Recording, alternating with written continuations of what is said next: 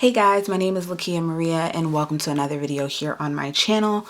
Whether you're new to the channel or an OG, I primarily share planning and organizational videos, and today I'm going to be sharing with you guys how my planner helped me with my recent move. Of course I could have done this digitally, but pen to paper when it comes to lists and checking things off and making notes, pen and paper always work best for me. So this notebook I got from Target. I've shared it here on the channel before. It's from the brand Be Rooted Co. If you're interested in the design, this is a Black owned company. I will have it linked in the description box. So when it came to planning for this move, everything happened so fast. And then everything slowed down, and then everything picked back up near the closing date. Our closing date kept getting pushed off and pushed off. There was an array of documents that we had to get together and submit. And then when it finally happened, it landed during my birthday weekend, which was October 15th, 2021. This girl turned 30. So I just had a lot of things that I needed to write down and keep track of, and this was the perfect thing for me. I did have some lists in my phone at first, but again, pen to paper just worked best. So I didn't use a structured planner, didn't need one, wasn't daily planning, just needed lists.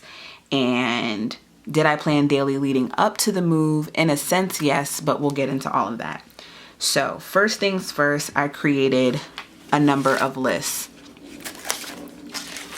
My first list was the before the move list, and these were all the things that I needed to do, obviously, before I moved. So this included getting the car rental because I wasn't driving my car to move my grandmother. Also, the car rental was going to help me move my things to both my boyfriend's house and to storage, disconnecting services that I had in the house, reopening my P.O. box to be able to forward my mail, and then also donations. So that's a list of what was on, a gist of what was on the before the move list.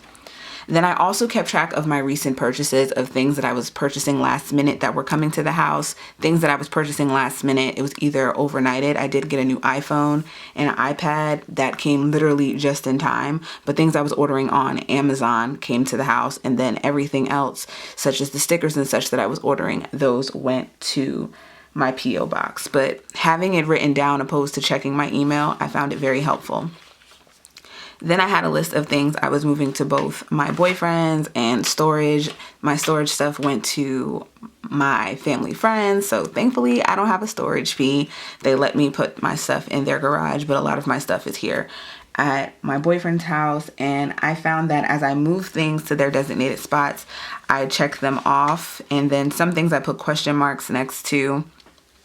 Some things I circled because I did like 2 rounds of this. So some things I circled that I needed to move in the second round, and then I moved them to another list. And then other things I would move, if I needed to move them from list to list, of course I can just write them in. And then like this, something I had here, I ended up putting in this location, and then my cleaning supplies ended up coming to my boyfriend's house. So it was a lot of moving things around, but the general list was fine. And having that rental to be able to move my things saved me on cost of having to get like a U-Haul or something, but also just having that flexibility to have it during that week, from dropping off donations to moving to my grandmother being able to have a car the week that we were there because she ended up giving her car to a family friend.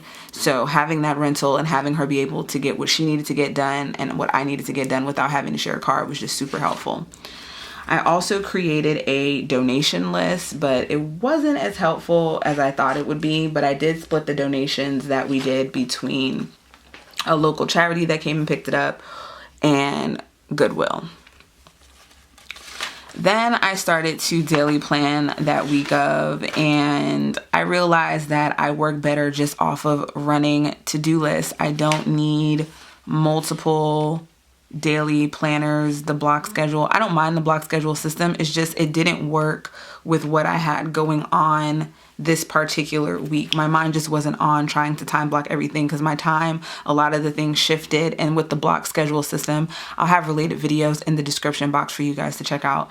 But with the block schedule system, you're not supposed to be living hour by hour. You're supposed to be living by chunks of time, and you're not supposed to carry those tasks on into the next block. But everything was just crazy the week that I was moving. So the block schedule system just really didn't work out. So by the 14th, I just wrote out a list.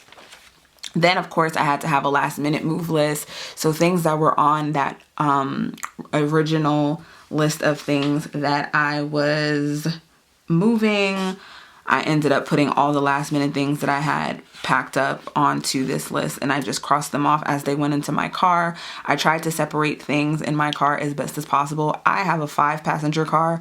The car we rented was a 7-passenger, so lots more space. It was a van.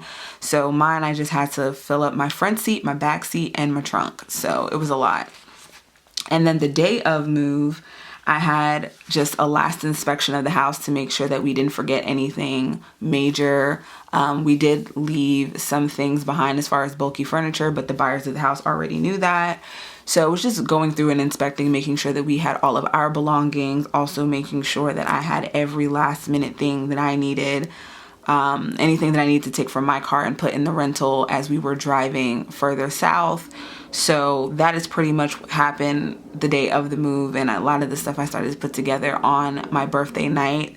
Leaving the day after my birthday, maybe I should have tried to get it to push later in the day, but I really just wanted to get going. I was anxious about the move and just getting it over with. So I moved the day after my birthday. 'Twas life. And then the last list that I ended up creating was just the week of me moving, things I needed to unpack and creating different categories, and that worked out fine. So the thing that worked best for me out of this whole entire list situation that I have going on, the list that worked best were the ones that my packing list of what was going where.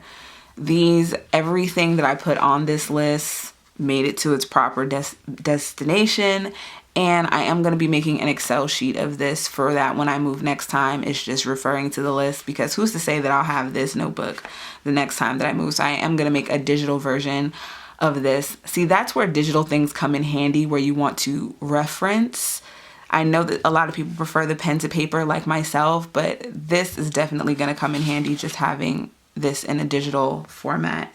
And then what I would have done differently was pack different. I packed as if I was going into a place of my own, an apartment, but trying to find an apartment was just an absolute nightmare. A lot of the apartments were full. The pricing was out of my budget. And then also Hurricane Ida happened, and those locations that I were looking at ended up getting flooded. So it was just a lot going on, but in essence, everything panned out the way that it was supposed to. But I would have definitely packed differently, because near the end I was just throwing things in 2 bags, and I would have given myself more leeway so that I didn't have to throw things into bags.